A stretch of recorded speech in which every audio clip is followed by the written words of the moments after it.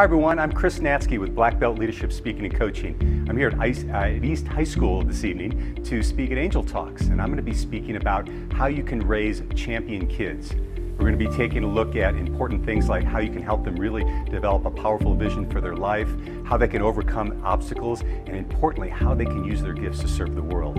So that's what we'll be sharing this evening. As I come here to speak tonight, I not only come to speak as a martial arts professional, because I've trained tens of thousands of kids throughout my career, but I come here as a parent as well. I have 4 grown boys, and the thing that I've learned very early in my life is that there's a champion inside all of us.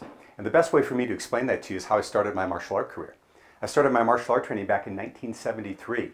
I was a short little chubby kid. I was enamored with a TV show at the time called Kung Fu. Anyone remember? Raise your hand. Show your age. There you go. There you go. So Kwai Chang Caine, he's the Shaolin monk. He's walking across the American desert. The bad guys come to beat him up, and he takes care of them using his Kung Fu. And when you're 10 years old, it's the coolest thing you've ever seen. And I literally begged my mom to let me go to my first class. And I remember it like it was yesterday. These guys with these amazingly powerful movements. And I felt like I came home. And about 3 years after that, I meet a man that would change my life forever. In fact, he's still my instructor to this day. His name is Grandmaster J.K. Lee. Now, Grandmaster Lee had recently moved from South Korea. He had hardly a dime in his pocket. He had a very limited use of the English language. But he had a burning desire to transform lives through martial arts. And one of the first times I was in his class, I was seated in the corner of the room, and my legs were spread wide. I was stretching out, getting ready for the day, and he came onto the mat like he always did. Amazing power and presence. And he's surveying all the students, and all of a sudden I realized he's staring directly at me. And before I could move a muscle, he had come over and sat down in front of me. And he put his left foot on the inside of one leg, his right foot on the inside of the other. He grabbed the ends of my belt, and with a push-pull, split me out to 180 degrees. It's exactly the face I made right there. Yeah. And I learned 2 things that morning. 2 things. Number one is anyone, yes, anyone can do the splits once. But the second thing I learned is when he looked at me deep in the eyes and he said to me in his broken English, he said, "I will make you a champion. I will make you a champion." Now, when you're 13 years old, all you think about is medals and trophies, right? So I went and glided home to tell my parents what he had said. But as I reflected that over the last 4 decades, what I realized what he was talking about was being a champion in life. Someone could have a really powerful vision for their life. Someone who could have the skills built within them to be able to overcome adversity, and importantly, someone who could live a life of service. And those are the 3 things that I want to talk about today, because that's what I think is at the root of creating champion kids. Not only in giving them the tools and the guidance to be able to do that, but importantly, to role model it as parents and leaders in their lives. So the first thing I want to talk about is what I said, which is having that purposeful vision. You know, they say without a vision, people will perish, right? And I don't know about you, but if I focus on the positive things that enhance my vision, I start seeing more of those in my life. But if I focus on the negative parts that are going on in my life, I'll see more of those. Would you agree? Show of hands. You can do that. There you go. Absolutely. And so what we want to do as parents, as leaders, is we want to not only make sure that kids understand that and point that out to them, but we need to be role modeling that ourselves. Give you an example. Who here has ever wanted a new car? A new car. Very good. Give me a make and a model. Tesla, very good. Have you ever noticed that maybe when you got that in your consciousness that you wanted a Tesla, you started seeing more of them on the road? And if you didn't see them on the road, you saw them in magazines and on TV?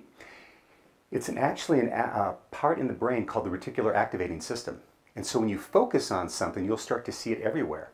So when we are guiding our kids and helping them build their visions, they will start to see those examples, and then we continue to guide them there. And it's not just about helping them understand the vision, it's about helping them be those people as well. Several years ago, I did a 28-day leadership conference in Southern California, 28 straight days. And one of the first times I was in the class, and it was with a multicultural, there were people from all over the world. And the first day that our facilitator came in, he looked around the room and he said, "You know what? Most of you in this room live lives backwards." Thought that was an interesting thing to say. He goes, "Most of you live your lives from a perspective of have, do, be. Have, do, be. When I have enough money, then I'll do what I want to do and I'll be happy." Anyone relate to that? When I have more time, then I'll do all the things I told my kids I was going to do and I'll be a better parent. When I have more clients, I'll have more success in business. And the thing of it is that it's not bad to have those things on the outside, but what he said, where people really got it going, is they turn those words around. They look at life from a perspective of be, do, have. If you want more courage, if you want more lightness, if you want more love, you start being that way. Then you do the things that support it and you have what you want. It's a totally transformational way of looking at life. So my question for you is, how are you being with your kids? Are you showing them that example just as who you show up being? Not necessarily what you do, but who you are at your essence.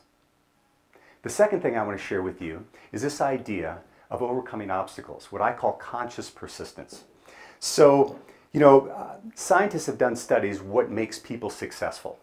And many times they'll say, well, it must be socioeconomic background, or it must be education, or it must be IQ. And you know what? That is never the constant. You know what the constant is? It's grit. It's grit. It's the ability to not give up. In fact, we have a saying in martial arts that a black belt is a white belt that never quit. A black belt is a white belt that never quit.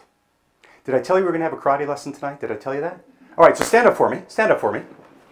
And here's what I want you to do. I want you to put your left side forward. I have my right side forward. I'm mirroring you. Put your left side forward. Good. It's the one with the L on it. Good. And bring your hands up just like this. And now put out your left hand just like so. Now, we want to make sure you're not punching anyone in the back of the head. Joe, be careful there. Okay, very good. And bring it back. And stick it out again. And back. Good. Now take this hand and out. And back. And out. And back. Good. Now, when I say go, you're going to do both of those. You're going to do front hand and back hand. Ready? Go. 1 and 2. Good. And again. 1 and 2. Now, you've seen karate guys before, right? What do we do when we kick and punch? Hi-ya! Just like that. All right? So good. So when I say go, you're going to, what's called a key up. It's a spirit yell on the second punch. It's going to look like this.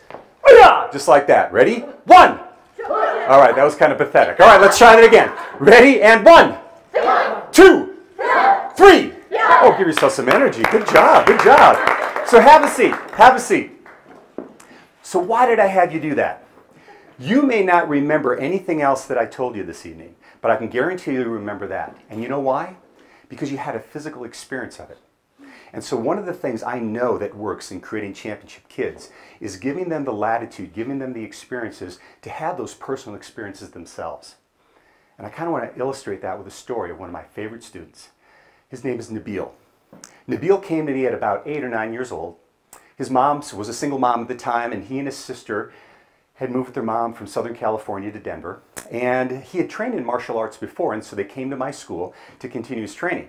Now I have to say, Nabil was not the quintessential great student at all. Not very athletically inclined, but just had a heart. And he just kept at it. And he kept showing up. And he kept showing up. And pretty soon he gets his black belt. Then he gets his second-degree black belt. And now he's a senior in high school and he's teaching for me. And at 17 years old, all the moms think he's like 25, right? Because he's got this great spirit and energy about him. Now Nabil has a vision. He has a vision for his education.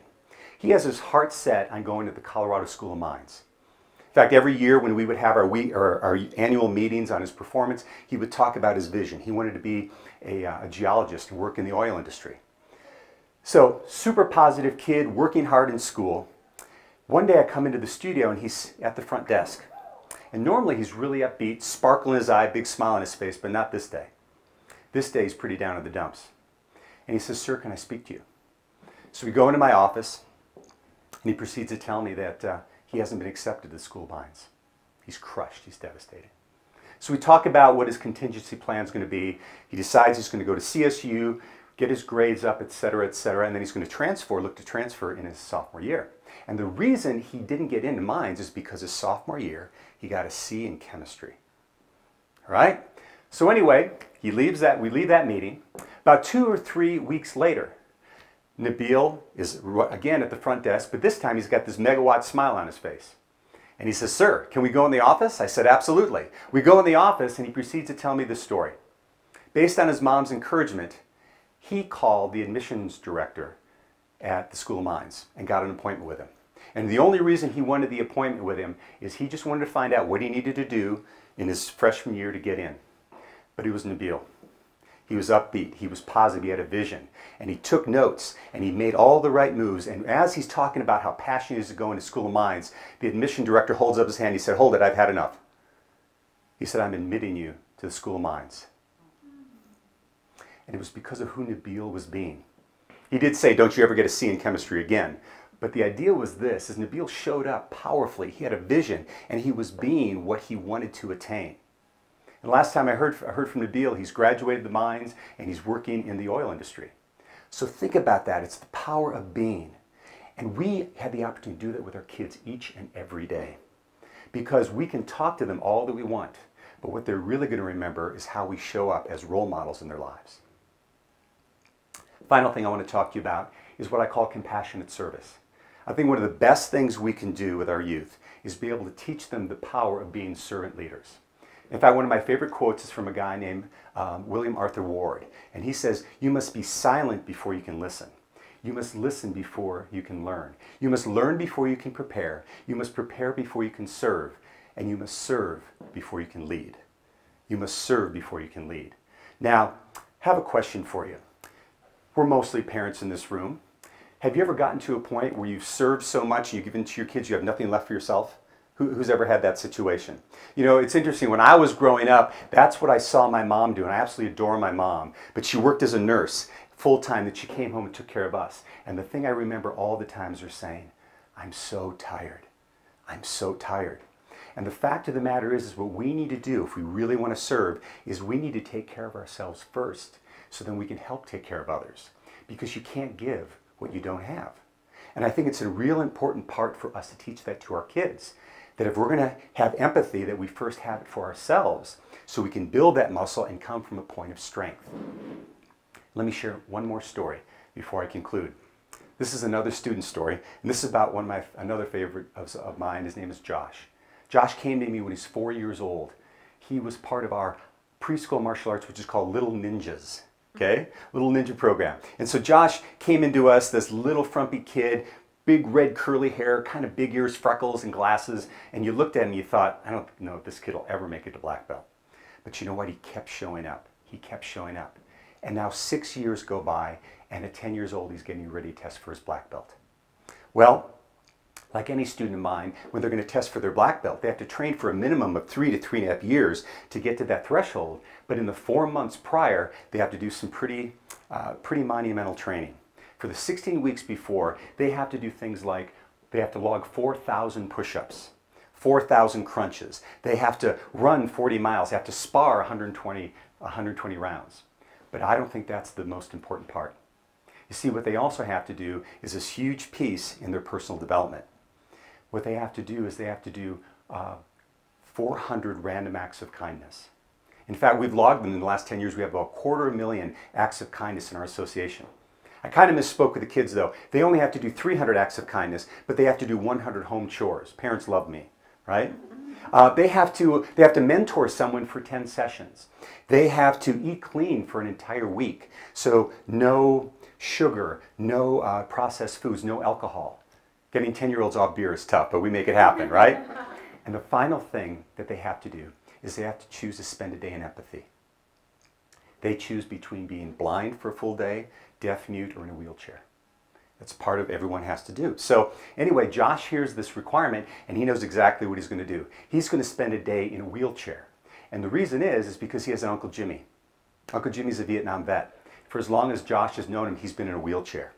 So Josh is all excited. He calls up Uncle Jimmy and he says, "I'm testing for my black belt and I'm going to do a day in the wheelchair in honor of you, Uncle Jimmy." And Jimmy says, "Hold on, buddy. I know you too well. If you spend one day in the chair, all you're going to be doing is popping wheelies down the road." He goes, "If you're going to do it, you're going to do it right. You're going to spend 2 days in the chair." And on the second day, what happens is Uncle Jimmy pulls up in his customized van, lowers down the hydraulic lift, and Josh rolls on. Josh's dad gets in the front seat, and Uncle Jimmy takes him to Craig Hospital. And he takes him to the rehabilitation ward. And what Josh and his dad get to see is a man who's a new quadriplegic, breathing through a tube in order to move his chair. Well, you can imagine that really impacted Josh deeply, right? So he comes home and he writes an essay on it. It's an essay he's supposed to turn into me, but before he turns it into me, what he does, he gives it to Uncle Jimmy. And Uncle Jimmy looks at it and he says, "Man, this is fabulous, buddy." And he sends it into the headquarters of the Disabled American Veterans Association. And they look at it and they say, "This is fantastic," and they publish it in their national newsletter. So now word starts getting around about this black belt kid in Denver, and they're like, Denver, our national convention is in Denver. Let's invite him to speak." So now here's Josh at 10 years old, behind the podium reading his essay to 250 disabled American veterans. So at 10 years old, Josh was not only a junior black belt, but he was a published author and a keynote speaker. Not bad, right? So why do I share that? I share that because what Josh learned in that is a deep empathy and understanding for others. In fact, I just had dinner with Josh about 6 months ago. His mom had invited my son and I over for dinner. Josh is 22 now. He still talks about that. So my challenge for you today is, how can we role model these attributes for our kids? How can we make sure we instill with them a powerful vision for what they want to create in their lives? How can we help them so that they have the resiliency to get through obstacles, so that they can use their gifts to serve the world the way they were meant to serve? Thank you.